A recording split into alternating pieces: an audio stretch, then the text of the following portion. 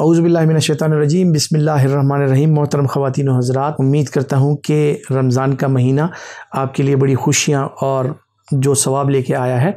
अल्लाह करे कि हम सबको इसी तरह के खुशियाँ, यही सवाब और हमारे मुल्क के लिए अमन व सलामती इसी तरह जारी रहे।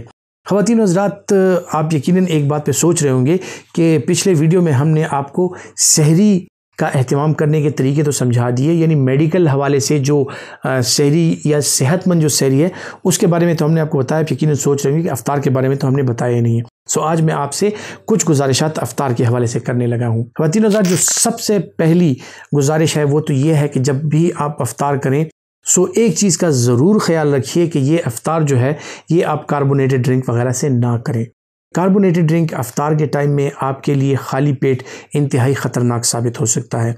जिस तरह कि आप मेरी मुख्तलिफ़ वीडियोज़ में देखते चले आ रहे हैं कि मैंने अक्सर औक़ात मुख्तलिफ़ चीज़ों में जो कार्बोनेटेड ड्रिंक्स हैं उनके नुकसानात के बारे में, चाहे वो गुर्दा हो, चाहे वो बोन्स की सेहत हो, चाहे वो आपका मैदा हो, उसके हवाले से मैंने कार्बोनेटेड ड्रिंक्स के बहुत से नुकसानात जो हैं वो आपको गिनवा रखे हैं। इसी तरह कार्बोनेटेड ड्रिंक से जो लोग अफ्तारी का एहतमाम करते हैं वो यकीनन ही अपने साथ और अपने मैदे के साथ यकीनन ही वो ज़्यादती कर रहे हैं, अपने सेहत के साथ वो ज़्यादती कर रहे हैं। आज मैं आपको समझाता हूँ कि एक सेहतमंद और एक अच्छा मुनासिब इफ्तार जो है वो आप उसका एहतमाम कैसे करें। ख़वातीन हज़रात, इफ्तारी में सबसे पहली चीज़, जो बुनियादी चीज़ है वो ये है कि आपने तकरीबन 14 घंटे का जो रोज़ा गुजारा होता है इस गर्मी के मौसम में, सो यकीनन ही आपको प्यास लगी रहती है और जो पहली नज़र पड़ती है वो जाके पानी के गिलास या शरबत के गिलास पे पड़ती है।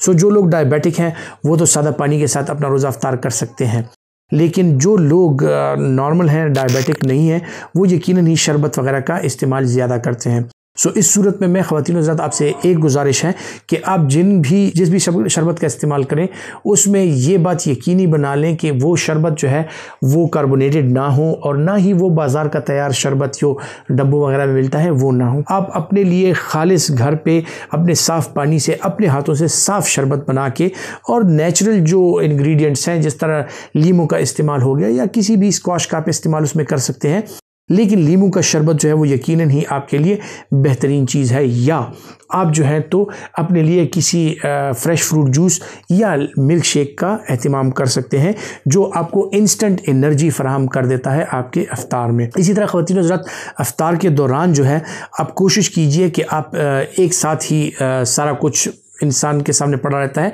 और वो सब कुछ ही खा लेता है, मिक्स खा लेता है और इस दौरान में पानी, शरबत और सब कुछ ही पी जाता है। तो सबसे पहले जो अपनी बुनियादी ख्याल रखना है वो ये रखना है कि पानी आप सबसे पहले लें, अच्छा खासा सुन्नत के तरीके के मुताबिक एक खजूर लें जिससे आपको इंस्टेंट एनर्जी मिल जाती है, और इसके साथ साथ लाइट सा कुछ 2-3 पकौड़े या इसी तरह जो आपने चाट वगैरह बनाया होता है सलाद वगैरह के साथ मिलके उसका आप अगर इस्तेमाल करें सो थोड़ी देर आप रुक जाए।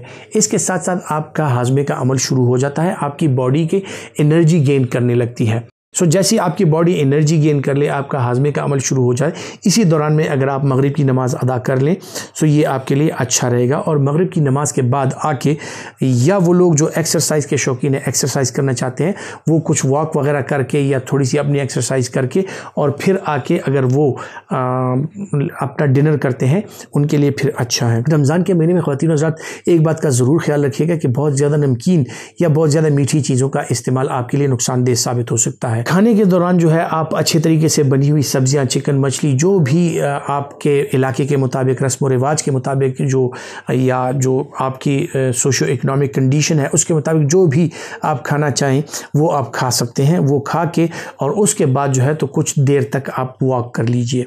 इस दौरान में आपको ये बात याद रहे कि आपने अगेन आपके पास कुछ ही घंटे होंगे जिस दौरान में आपने अपने 24 घंटे के जो पानी की रिक्वायरमेंट है उसको पूरा करना है। सो पानी का इस्तेमाल आप साथ में जारी रखा करें। इसी तरह जो फ्रूट्स हैं जिनमें पानी अच्छी खासी मिकदार में अवेलेबल है, जिस तरह तरबूज हो गया, खरबूजे वगैरह हो गए, आप गंडेरी वगैरह ले सकते हैं, गन्ने का जूस वगैरह ले सकते हैं।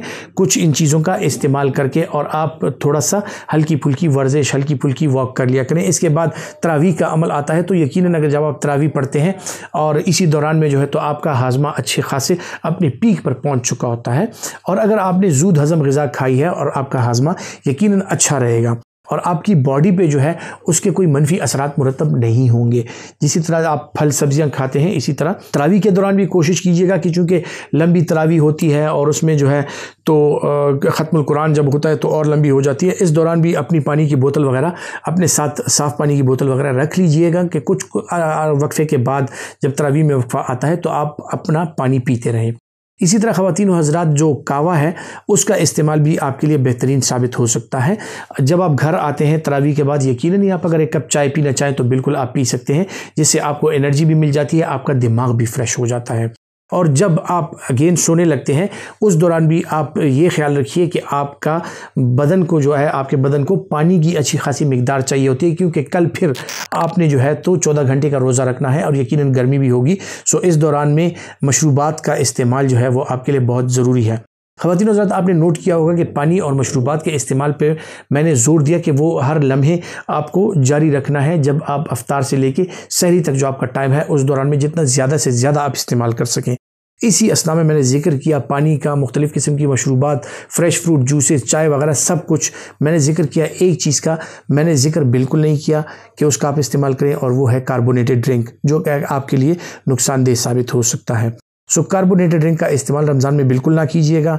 और जो भी आप पानी का इस्तेमाल करें या फ्रेश फ्रूट जूसेस का इस्तेमाल करें वो बहुत ज़्यादा ठंडा ना हो, मुनासिब मिकदार से आप उसको ठंडा रखें, ताकि खुदा न खास्ता आपको गले के मसाइल या चेस्ट के मसाइल या इस तरह के और मसाइल ना हो कि आपका खुदा न खास्ता गला ख़राब हो जाए, आपको बुखार वगैरह हो जाए और फिर आपको आपका रोज़ा गुजारना मुश्किल हो जाए। सो अपने रोज़ों का जिस तरह आप एहतिमाम करते हैं उसी तरह अपनी सेहत का भी ख्याल रखिए। यकीनन रोज़ा जो है वो सेहत के लिए एक बहुत बेहतरीन चीज़ है, और आप अगर सेहतमंद हैं यकीनन ये रोज़े रखेंगे इंशाल्लाह।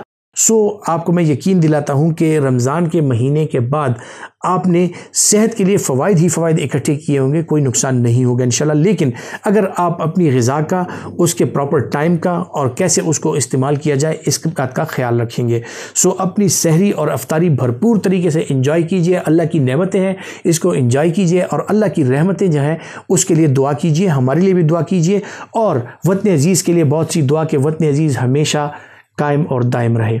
अपना बहुत सा ख्याल रखिएगा। अल्लाह हाफ़िज़।